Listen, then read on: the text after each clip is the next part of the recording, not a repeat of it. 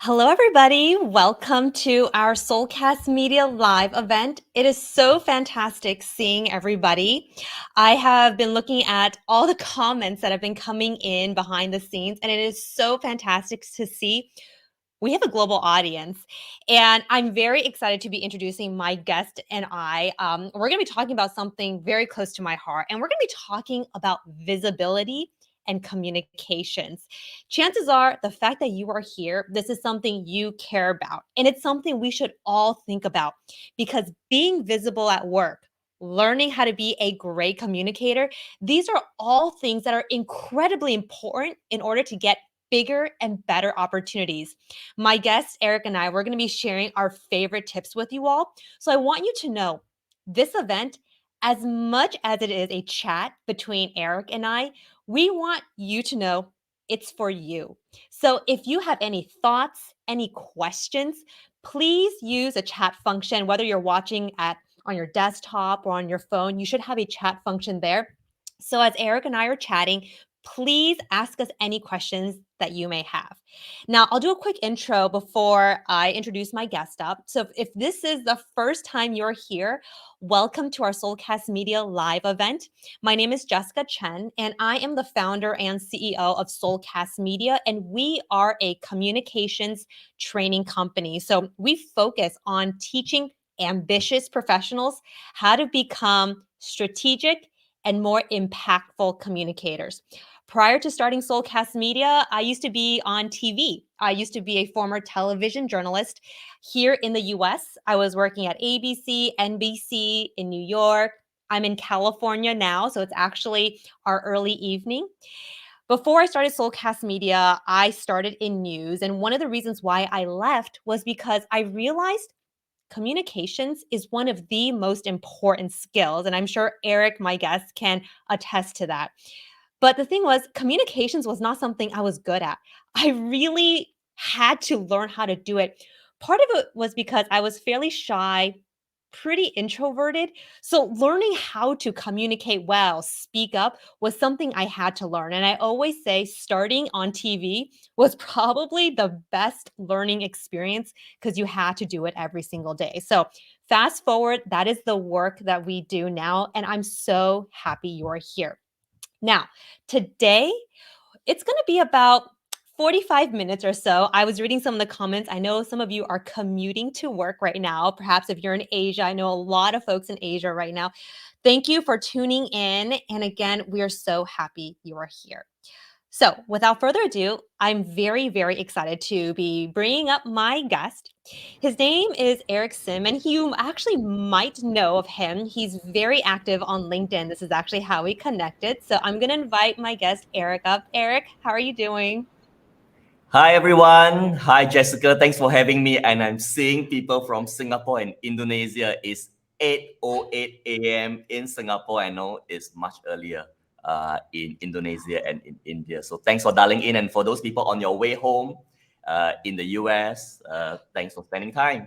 Yes. So, Eric, for the audience who may not know who you are or the amazing work that you do, please let us know what is it that you do, and that'll kind of segue into our conversation today. So I was in banking for over 20 years. Then I decided to develop a portfolio career. It means multiple jobs, but no boss. Do what I like, do it with the people that I like, and at the time that I want to do it. So this is what I'm doing now. So I'm a career coach. I'm an author. I do a bit of sponsored content for brands as well. I speak at some conferences. And otherwise, I'm learning. So I'm learning typography. I'm learning video creation, video editing at the same time. One of the reasons why I was very excited for our talk today is because, so you and I, we talk a lot about leadership, how to strategically position yourself at work. A lot of these things we don't learn in school, including myself, right? Oftentimes in school, we're just taught work hard, study hard, and then, start working, and then, you'll just climb up the ladder. I mean, Eric, you were in finance for, you said, over 2 20 decades. years. Yeah, Yes. that's quite a long time. So, you know, I, of course, have my own business too, and you have your own business. And then now we both teach people how they can strategically position themselves. So, given that this is our talk today, visibility and communications, what are some things that you share with folks on how they can think about navigating their career? Yeah. So when I was starting out at work, I had an engineering degree, and engineers, we focus on numbers. We think that we should be judged based on how fast and how accurate we calculate numbers. When I went to banking, I realized that that's not the case, and I failed miserably because I couldn't talk to people.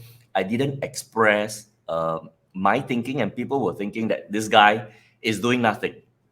So how good you are multiplied by your communication skills is equal to how good people think you are.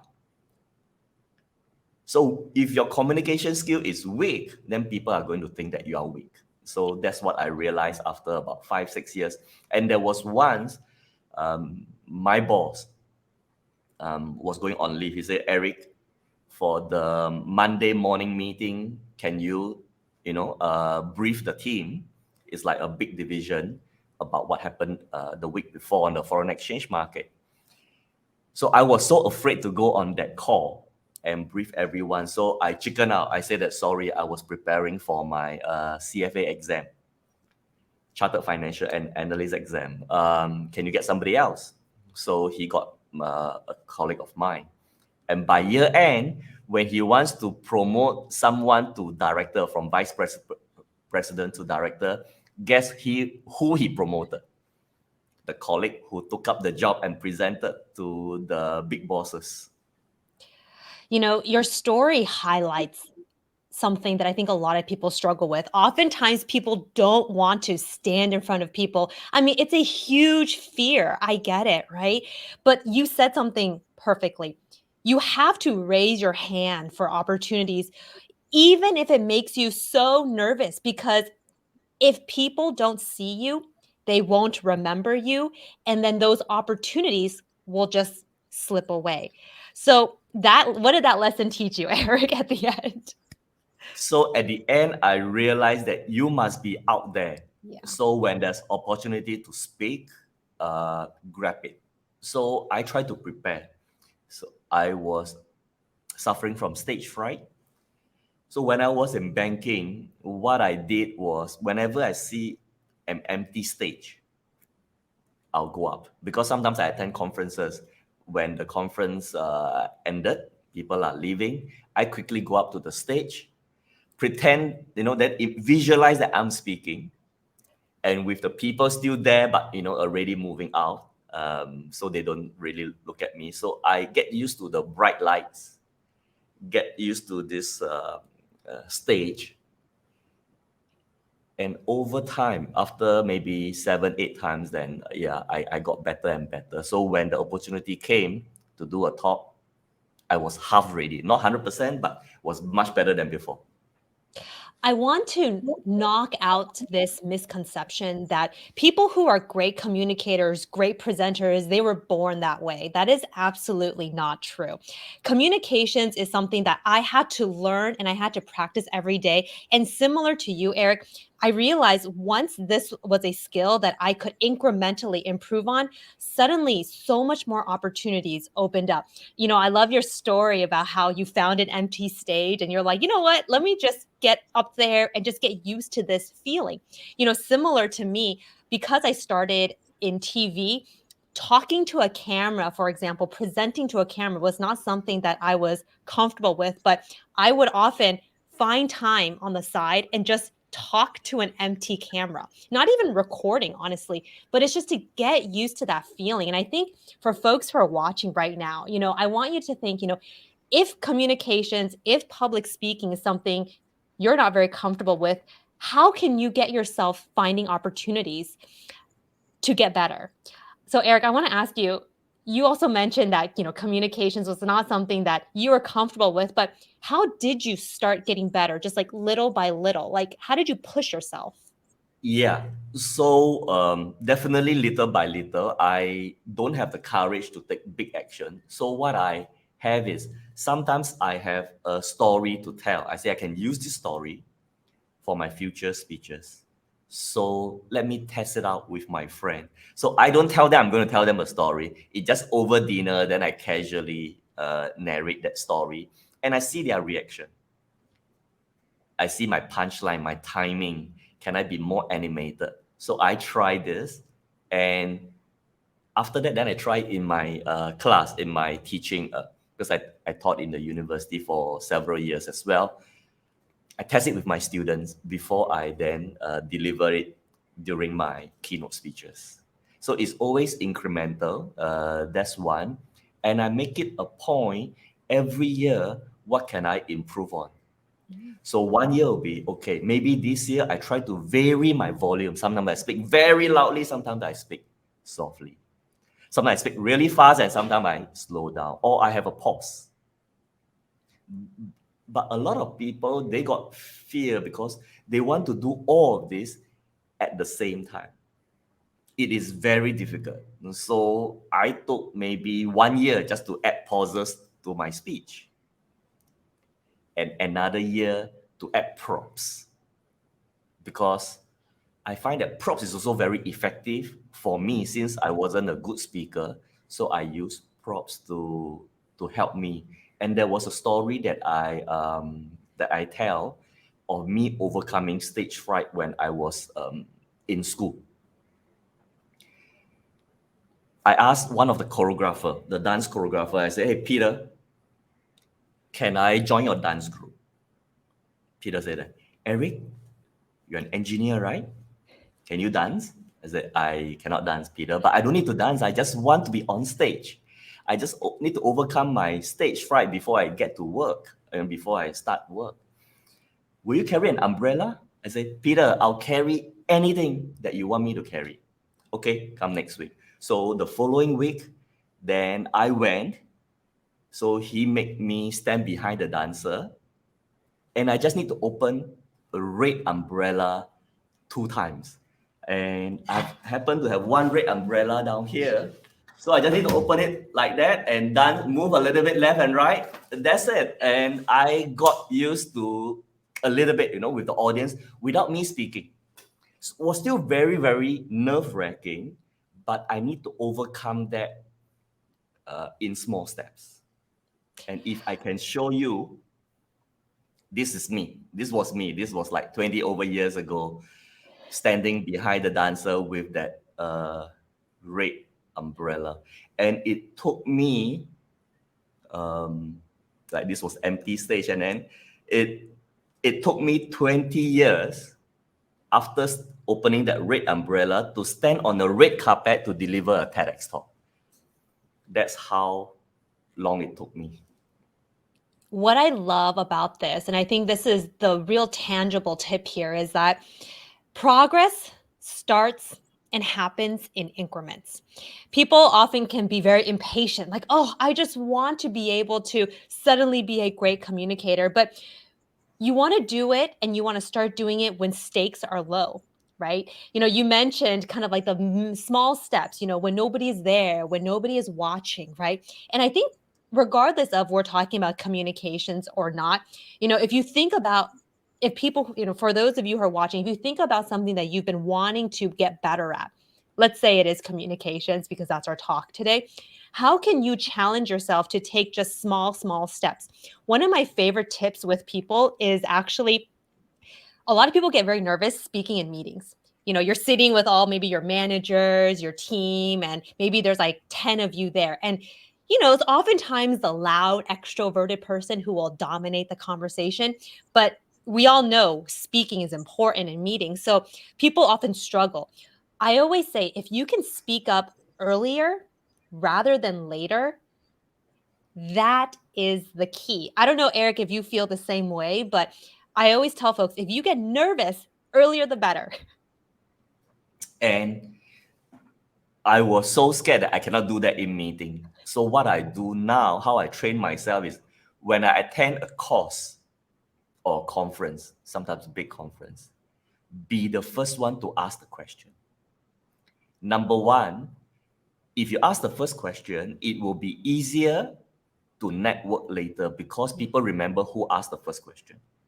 Number two, if you wait for people to ask, you may not get the chance to ask because the first question nobody wants to ask. Everybody is waiting. Yeah, it's like But awkward. once the ball start rolling, everybody start asking, then you may not have the chance to ask your question. That's how I practice. And I ask my students, when you go for a class, if you like the speaker, sit in the first row. Yes. Let the speaker notice you so you can build a relationship afterwards and get ready to ask something even before they open it up for question. So important. You're completely right. If you are attending an event, or even if it's not a big event, people often just go to the back and sit in the back. Don't sit in the back. Find the front row seat because you're right, Eric. The speaker or whoever it is you're listening to, they actually notice you. And even, okay, this is one thing that I want to talk about. Even if you're not at an in-person event, how can you still be visible virtually? So for example, right now we are on a live, like we're live right now. And I know people are putting and chatting. And I will say, as somebody who hosts these lives, I notice some names from time to time that keep appearing. So for me as a speaker, even though we're not in a room, I see the names in the chat function. And that is actually a form of building visibility. So that, let's say, for those who are commenting and sharing your thoughts, at the end of this live, if you were to either message me or Eric, I'll be like, oh, I saw your name. I saw your comment. That's actually a strategy virtually. Case in point, we have Andrew Tai down here. He has attended numerous of my LinkedIn Live, has heard my story, read my book multiple times, and now he's commenting and then he's still enjoying hearing the same story, but could be because of a different setting with you for the first time. So people like Andrew Tai is based in Malaysia. So guess who I'm going to call when I go to Malaysia, for my book tour? I'm sure I would definitely want him to be there when I do my book tour. So this is what Jessica is saying. You can be on the front row, even on the Zoom or on LinkedIn Live, by commenting and make it a personal one. Isn't that such a great tip? Like even if we're not live, let's say we're in like team meetings on Zoom, and let's say there's a lot of people, right? And it's hard to speak up. Even if you just comment even in the chat function on Zoom or Microsoft Teams, people notice this. So I'm seeing so many comments come in, and Eric and we see your names, okay? So we appreciate that. And actually, on that note, I want to actually ask some of the questions that are coming in. So there's Lester. His question is, so, what are your favorite questions to ask, Eric? So let's say if you are attending an event, right? And you're thinking about, okay, I do want to ask a question. What are some good, just solid, safe questions to ask people? What are some tips? Do you have any there, Eric? I think there is no need to prepare like a favorite question or a template. You go do some background research on the topic or on the person, 5-10 minutes on this person's background, and listen. As you listen, you say, what can I ask as the first question? Then it becomes relevant. If you pre-plan, right, then it feels so weird that you're not asking what the person has spoken, then then people will not remember your question well. Say, for example, if now I show the red umbrella, so you can ask something like that, right? Is it weird, or when did you decide to show the umbrella during your talk? Because it's not like from day one. I have this story, and I show my red umbrella only like a month ago. You know why? Because when I was giving a speech, I have a slide. I can show this photo, right? But I was at a bookstore, there was no projector. And I want to tell this story about overcoming stage fright. I say that I got no projector, I got no slide. And if I print out a photo, then it will be too small. Yeah. Then I say, let me get a bright red umbrella. And there's no bright red umbrella for sale. except at a Chinese wedding shop. So the umbrella that I show you down here, you can see the lace, you can see the handle is so exquisite, right? It's not for daily use. This is used during the time, this is the when people get married, a Chinese style. I was gonna say, I was like, that doesn't look like an umbrella that will hold up if there was a downpour. Yeah, but for performing on the stage behind the dancer, this fits well. Yeah. Yeah. It's funny. One of the questions that I saw come in, and I think we're now at this conversation of like, where do you sit for visibility? And Mm, somebody asked, if you're sitting in a round table, like let's say you're in a meet, I think this is Maria, I think I saw your name. If you asked this question, if you're sitting in a round table, where do you want to sit? I think my answer to this is, I mean, you generally want to sit with people who you feel you can also connect with and make small talk with strategically too. So, mm, sometimes kind of looking around and you're thinking, oh, I really actually want to get to know this person. Kind of see where they sit too and try to position yourself next to them, because mm. that's an opportunity for you to connect with other people. But Eric, do you have any thoughts on that? Yeah. So if you don't know anyone, then I will try to find out who is the host or the key person.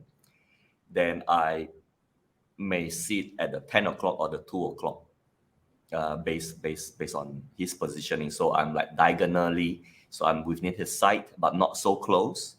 Then of course, if you find a person that is not the host, but somebody who's fun that you want to build a relationship with, maybe as a friend, yeah, sit next to him and or her. But that is if that doesn't work, just try to develop the relationship with the person, whoever you sit with, because you never know. Some of these quiet people can have very interesting background. So Yeah. what I do is I go around introducing myself. So if there's a 12 people, before I decide where to sit, right, I go around introducing myself, and based on their response, the way they speak, their gesture, whether they like me or not, then I may choose to sit beside them. I've I'm reading a lot of the comments that are coming in. A lot of people are saying that they're really enjoying our conversation, which, by the way, thank you all for being here. I actually want to let everybody know this is the first time Eric and I are meeting each other too. And Yes. we actually just met each other for the first time about 30 minutes ago. And before we even jumped on this call, of course, Eric and I, we were just chatting, like, we were just like very happy to meet each other. And just our dynamic right now, I mean, this is also communications, right? You know, this is part of understanding that, I mean, Eric and I admitted this. We were not great communicators, both of us, but learning how to engage with people, new people you've never met, of different backgrounds is actually very, very important too. So, one of the things that I see in the comments right now is this idea of being an introvert. I want to get your thoughts on this too, Eric, but Yeah. communications, being an introvert perhaps is a bit harder, right? Because introverts tend to just think, and I'm a huge introvert. I like to process things first. I like to observe the environment before I say something. But I talked about earlier how sometimes speaking up earlier is better. But Eric, what are your thoughts on this? Introverts and Yeah. communication. Okay. Number one, I just when I'm look down, actually looking at the chat. So this is my camera. Just want to let people know sometimes why I'm looking down. So I'm looking down. So I'm reading chat like from Dr. Karen Poo, Mhm. and Patricia, Anel, Susie Cook. All of that. That's what I'm doing at the same time. So talking about introvert, is not fixed. So don't think you're introvert, then you'll be introvert for the rest of your life. Yeah. For me, if let's say this extrovertness, right, can have an index of 0 to 100, I started with maybe 10 to 20 when I was really young, when I was a child.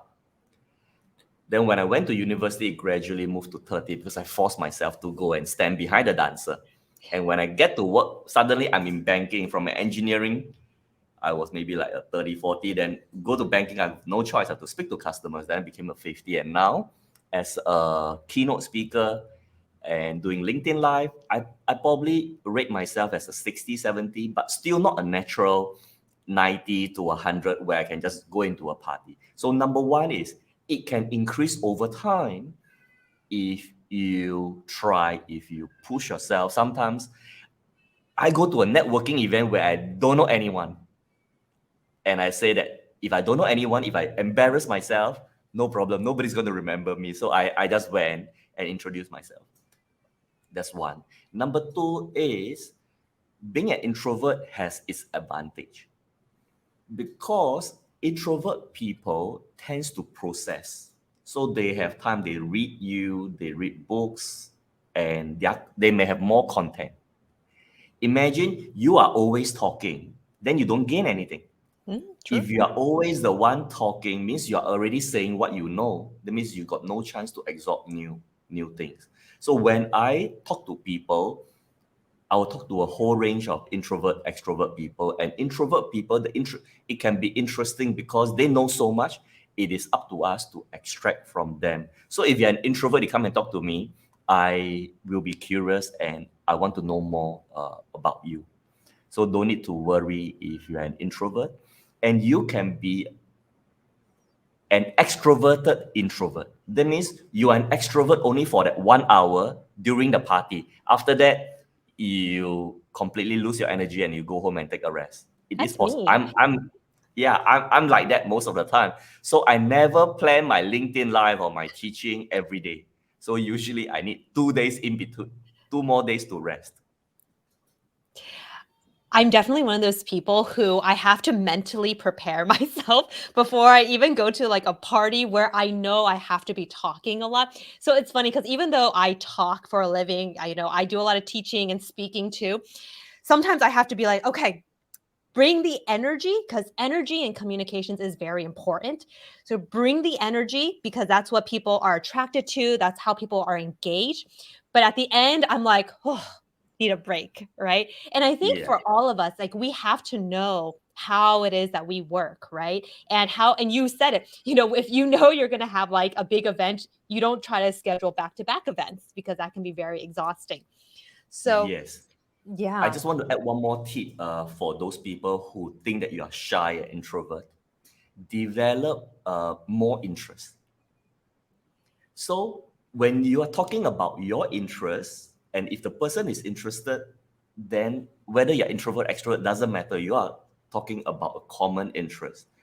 And I make it a point to develop an interest or a skill, one skill or one interest a year, a new one. So I could be talking about, I saw a building that is really, really beautiful in Hong Kong. I'm going to show it down here. So this is a building in Hong Kong, and it's designed by this Chinese American architect called I.M. Pei. I say that, can I make this? Can I make that building out of a piece of paper? So this is my interest, and I hope to use this topic to talk to designer. So sometimes I bump into architect, interior designer, and if I have a chance, I say that, hey, I bought a golden piece of paper. I took the measurement because I'm an engineer by training, and I cut it out, and I'm going to show you down here. This, I cut it out from a piece of paper, a golden piece of paper. So I make 4 of this, I put them together, and there you go. This is that building designed by I.M. Pei. I will show you. And I put it next to my office because I was working in Hong Kong. So when my colleague came, if I now I got a topic to talk about. Instead of talking about work, instead of trying to find a topic, I said, oh, this is something that I make over the weekend. Okay, this is very important because what you just said was if you diversify your interests, you will always be able to find a point of connection with people. People have a misconception that when they're meeting someone for the first time, all you do is talk about work. But at the end of the day, people connect with people. And people often rush to talk about business, but I say there's a lot of opportunity when you can find something in common. And trust me, you have a great story with that building, and that is amazing. But even if we don't even have, I mean, I don't think I'm not an engineer by any means. I could never do something like that. But even just thinking simply, like talking about what's universal, right? Like food, right? Culture, traveling. I mean, we could talk about the weather, I guess, but the point is don't rush to talk about business because at the end of the day, people get opportunities because somebody likes something about them. Somebody remembers something about them. So my question for you all is, what can you do to make yourself memorable? Really? It could be something as what Eric did, or it can just be getting into that mindset. Eric, did you have something you wanted to say? How to make yourself memorable, right? So if you go to a networking event, I have if I'm feeling a bit nervous, right? So then what I can do is I wear something that's more eye catching. So I always go with my blue shirt, sorry, a white shirt and blue suit. People may not recognize me. So sometimes like all this professional look the same with the suit. So with this, some people may comment, "Oh, that pocket square is interesting. Where do you get that?" I got this custom made. I got a friend to make this because my corporate color is orange. So I'll say I asked him to make orange on one side and the Mondrian square. You might have seen this design, Mondrian square and Mondrian blocks on the other side. And that is again a talking point. So I bring the talking point with me for people to notice or for me to talk about design or talk about, oh, your friend made this. Who's your friend? Oh, my friend is also a fellow banker, but he has an interest in making fashion items. I think even our conversation right now, Eric, is a very good example that we're showing people that. So this is just a chat between me and you, but you and Mm, I are building off each other of yes. us continuing the conversation. And I think this is a good, just if you wanted to look at our conversation for those watching, if you just want to watch our conversation and our dynamics, it's a very good example of how you can potentially apply this. So pretty much it's like whatever Eric is saying, I'm adding on to that. And whatever I'm Yes. saying, Eric is adding on to that. Right? Yes, that's how conversation continues, right? And these days, how can we be more visible? Because we are spending time on Zoom, right? I know because you're professionally trained, you have a plain background. I'm not professionally trained, so I have things for me to talk about that I can pull right out, right? So I've got all these little lights down here. If you can see, so these are lights to make the setting slightly more interesting. And I've got my LinkedIn Top Voice award down here. So if I want people to see, then I put a light. So this light you can buy for like $30. So anything you want to highlight, you run a marathon, you got a medal, you got an artwork from your kid, then you just use it to shine. So if I want this item, I just shine it down here. If I want to show people my book, I just shine it down here. Otherwise, I just put it here. And again, a talking point for those who are introvert. It's true. And I think some of us are still working from home, some of us are in the office, many of us are hybrid, right? And if you're working from home or even in your office, what you have behind you can be very strategic too. You put things there that's easy for people to be like, "Oh, what's that LinkedIn? What is that?" Right? It's a point of conversation. So, Eric, I want to pivot. Oh, did you have something else you wanted to add to this? No, please, yeah, continue. Okay. I want to pivot because I'm seeing a lot of comments of people just kind of like feeling that they kind of struggle with that communications where it's like, we all know we have to be better communicators and perhaps people are finding ways to do it, they're practicing, but at the end of the day, when we're sitting in that meeting, how can we get out of our head and just really try to do it? Now, for those who don't know, I'm also a LinkedIn learning instructor. I have 10 courses on LinkedIn.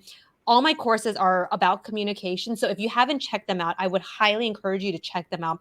All the work we do is communications based. But Eric, when it comes to people who really struggle with overthinking things, they say something and they regret it immediately. What would you tell people to kind of get out of their head and just keep moving? I think sometimes you say the wrong things because you are nervous, Yeah. right? Because sometimes you overthink it. If you can then move one step before that, because during this meeting, there is a time that you warm up. You say, hello, how's your weekend?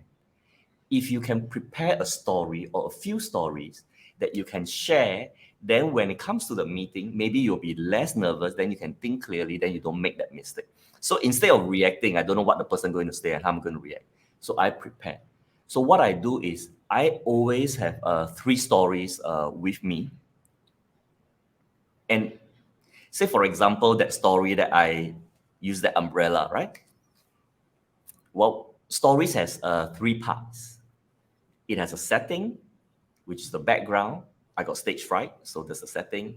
And the problem is I couldn't even speak to a small audience. So that is a huge problem for me. Then there is a resolution, which is the happy ending. So conflict, and then resolution. Setting is I was in school. Conflict is the stage fright. Resolution is I did a TEDx talk 20 years later. So if I can always say this to share my vulnerability, and people may then come to me and, oh, okay, I also want to overcome my stage fright. Do you have any tips? So you build that relationship, then it will be easier. And that we have several applications. If I want to share about stage fright, I can talk about that. If I want to talk about, sometimes it's good to review your weakness. So I review my stage fright weakness. So that's also another application. Every story can have 3 to 5 applications. It could be, Eric, you are thinking far ahead, right? So you start overcoming your stage fright in school, even though that I don't need the public speaking skills until maybe 10 years of working, because as a junior, I don't need to speak. So I can always bring out one point that I want to deliver or want to help others with. I can say that it takes 20 years for me to overcome my stage fright. So if it takes you 5 years, then that is very short. So I can use that to encourage people. Then once you do this storytelling at the beginning of your meeting, you will be less afraid because you have the relationship. We are afraid because we do not know the people well, and we are afraid is because we feel that we are not the subject matter expert. Imagine now you are talking to primary school student. You won't be afraid because you know you are the expert. So if you don't have the expertise, you need to build rapport quite quickly in that 5-10 minutes. Storytelling is very important. And I think this goes back to one of the things that I teach is being intentional with your communications. And being intentional essentially just means, what's the reason for what it is that you're saying? And oftentimes I say there's 3 reasons. Of course, these are just very high level. You're saying something to motivate people to do something. You're saying something maybe because you're trying to educate them, or maybe you're doing something to try to inspire. So people say, what's the difference between motivation and inspiration? Well, motivation is more action driven. This is what you have to do, and this is the exciting thing that's going to happen because of that. That's pretty motivating. Inspiring, though, is a little bit more deep. You're trying to change people's way of thinking. So what I'm trying to say here is, if you think about your communications, even at work, for people who are going to be going into the office soon or even tomorrow, right? If it's already the end of your day, if you think about your meetings that you're in or talking to your manager at your 10 a.m. meeting, for example, what's the purpose of this conversation? What's the purpose of this meeting? If you can go in knowing I'm here to either motivate, I'm either here to educate, or I'm here to just inspire people, I think that can actually shape the confidence that we have, because now we're more clear. Eric, you probably have felt this before, but sometimes people just talk a lot. They over communicate because they don't have the point that they're trying to make. I Yeah. say if you have a clear intention, it can make your communications much more powerful. Yeah, and for me, I rehearse sometimes. So I know these are the 3 points I want to say. I will rehearse, and even if it's like a friendly, even if it's one to one. In fact, yesterday I was meeting a good friend of mine, and I want to introduce one of my students to him to learn more about his industry. So I rehearse. I say, when should I bring it up? It's not like, because even if it's a friend, I don't just casually, hey, I got a friend, I got a student, can you just help? It's not so. I need to bring up to say, oh, this student uh, study in the same school as you. So I give him the reason to help my student. So yeah, rehearsing helps as well. And as you rehearse more and more, you will find it easier and easier. And if you use story, because that story you can use it in different occasion. That's why Andrew Tai said that he has heard my story, but I use it on different occasion with a different application and then to bring out different point. One, today I'm using that story to talk about using props. Other occasion is talking about overcoming stage fright. Other occasion I'm using that story to say it took me 20 years to achieve something. A lot of people don't realize how much preparation really does go into communications. Sometimes we just go into our meetings knowing kind of, what the meeting is and maybe what we need to do. But what you're saying, Eric, I think is very important. It's thinking about, okay, if you're going to speak up in that meeting, because we all know it's very important, if we know we're going to speak up in meetings, what exactly is it that we want to say? And how can we say it so we can capture people's attention? There are certain ways, of course, we can communicate that is more interesting than others. But I think what we're talking about here is preparing is very, very important. By And the I way, sometimes prepare by building relationship with one or two person who's going for that meeting. That means I don't take chances. That means I need, let's say there are 12 people going to that meeting. I hope two of them will support me. So privately, I talk to them ahead of the meeting. yeah. Maria, I see your comment of how do you get all the good tips. So actually, I want to take this opportunity to say on your screen right now is the VIP pass. We take all our show notes and we basically write it and compile it for you. So you don't need to watch the whole hour of this because it's quite a lot to watch. So if you grab the VIP communications pass, it's a QR code. We do it all for you. All our show notes are there for this event and all our events. So if this is your first time at our Soulcast Media live event, you can grab their show notes, or if you want to attend all our events, that's your opportunity too. By the way, Eric, we've been Yeah, chatting for over 45 minutes now. The sure. time Yeah, has just flown. So I want to yeah. make sure, I don't want to say, as we close, because I can't believe it. I feel like we're still having so much fun chatting, but, Yeah. what would you want to share with people with talking about visibility and talking about communications? What are some tips you want people to remember?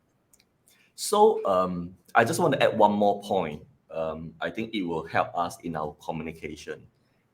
You see the word visibility, visual. So when we communicate, we can also communicate visually. So some people, their question is, should I be a generalist or should I be a specialist? Because I'm an executive coach, so I get questions like that. So I can just give you a normal answer, but I say that don't be a generalist because you get replaced easily. Don't be a specialist because if your industry get disrupted, you get displaced. Be a combo specialist. So what's a combo specialist? If you go to McDonald's, you know the combo meal. And combo meal has a burger, fries, and Coke. Burger is your core specialization, fries is your secondary specialization, and Coke is your interest.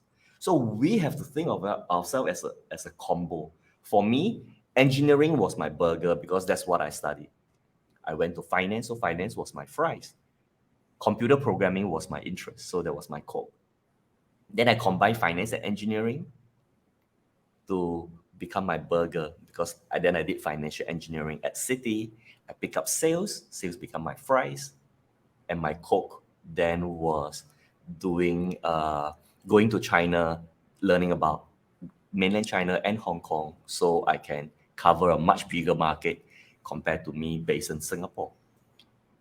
So for now, you see, did I plant a visual image in you, the McDonald combo meal?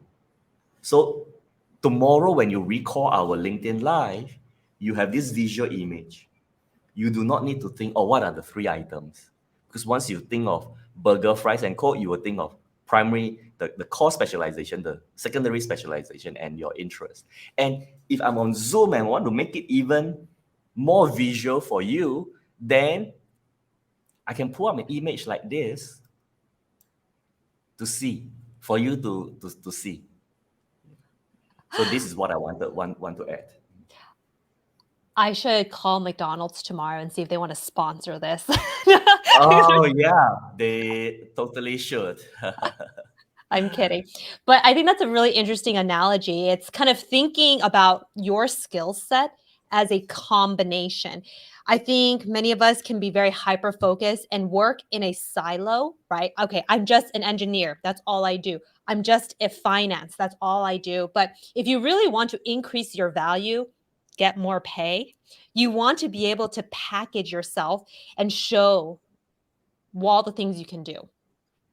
And if you want to get more visibility, so don't just be an engineer, be an engineer with good communication skills. So Yes. imagine you are the MC, the host of a company's event. You don't need to be super good. You don't need to be as half as good as Jessica, but you just need to be slightly better than the other engineers. And when it comes to promotion, who are they going to think of, right? When you ask for internal transfer, they say, oh, every year we have got this lady or this guy who's hosting our annual dinner. Maybe you can consider him, give him this opportunity. Or if you request, the big bosses know you. So your combo can include communication skills. It can be visual comms. You are good at drawing. You are good at creating posters. If you cannot speak, yeah, create posters. Maybe you write. So one of these can be part of the combo. And interest, right? You may not like it until you develop it. I never knew I liked writing because I failed my English until I decided to write on LinkedIn. Then people start saying, you write well. I said, no, I didn't write well. Just that because I've got a lot of stories and they are real stories and I review my weaknesses and failures, people engage with me. I love that you said communications should always be a skill, that should be one of our features almost. And I love how you said it's not like you have to be the best communicator, just be better than the average. If you're just better than the average already, you stand out. So it goes without saying, and I think like if there's anything that I want to leave folks with today is think about your work. Think about your day-to-day work that you do. What's something incremental you can do to just improve your communications? Speak up a little bit more. Maybe it's taking a course, right? Maybe it's reading a book, right? Or whatever it is, I do think communication needs to be an integral part of our career because you said it. I mean, everybody can do the work. Everybody here, I guarantee, is great at the work that they do. But if you can talk about your work, whether it's verbal, written, or anything like that, if you can communicate your work, you communicate your value automatically. And then that is how people see you and that's how they notice you. That's one last thing I want to write for everyone is think big. Think about like TEDx talk. One day you want to give a TEDx talk, right? But I would say start small. Ask the first question in your next conference. That could be something small. Summarize 3 key takeaways from today's session and write a LinkedIn post. That is also a form of communication. Yeah. And act now. I'm going to add one point to this, and because this actually goes back to So Simon Sinek, I think a lot of people know him. He's the person who talks about the why. And he actually gave a very beautiful story about how, a lot of us when we're at work, we think we have to make significant progress. But because we have so much pressure to make significant progress, we end up feeling stuck. He gave a great example with Amazon. Amazon, I know, is like, I know they're global, but here in the US, we use it all the time. But he was saying that Amazon got to where it's at today because their company started small. If you all remember, Bezos actually just created a bookstore, an online bookstore. He didn't have this dream, maybe he did, but it wasn't, even though he had that dream of making Amazon what it is today, he started small, just bookstore. And he just made small incremental process. And from there, it builds on itself. So it goes exactly to what you're saying, Eric. It's like some of us get so crippled, we need to make big progress. But right, you Yeah. just start little. So just one small action from today's event. You don't have to, we spoke about so many tips. Just pick one and implement it right away. I agree. Okay. Eric, I have to say, I'm so appreciative of you coming on. I cannot believe we've been chatting for close to 1 hour. I really hope everybody who watched today enjoyed our conversation and walked away with at least one or two golden nuggets. That's what I call them. Something you can remember. And you know what? If you even have a pen or paper or your phone next to you, just write down what's one or two things you can do right away, whether it's communications, whether it's some sort of progress. So, Eric, where can people find you and where can people stay connected with you? Yeah, so you can follow me on LinkedIn. I write on LinkedIn every week. I have a book called Small Action. So it has the career tips that I talk about today. It has, in fact, 66 small action where you can then pick up communication, personal branding, or dealing with people. So that's how you can, stay connected with me.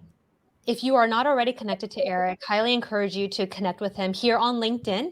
For those who are watching, if you were like, oh my God, we talked about so many things, you didn't even get a chance to write it down, look at the VIP pass. It's on your screen because, like I said earlier, it's where we have we put all our show notes there for you. So we email it to you directly so you don't have to watch the whole thing for this show and for our next show and all our shows. I want to let everybody know our next Soulcast Media Live is in 2 weeks, and it's going to be with the chairman of City Private Bank of South Asia, Lung Nian Lee, and we are going to be talking about engaging communications. So if you want to RSVP for that event, you just go to our website, soulcastmedia.com. Lung is a good friend. He has been on this show. This is going to be his fourth time because him and I also have so much fun talking about communications. So that's going to be in about 2 weeks. So if you want to RSVP for that, just go to our website and get on our newsletter because we also announce it there too. So, Eric, thank you so much for taking your morning. And everybody who stayed the entire time, we had over 100 of you listening the whole time. So, thank you. And I look forward to seeing you at our next event in about 2 weeks. All right. Take care, everybody. See you.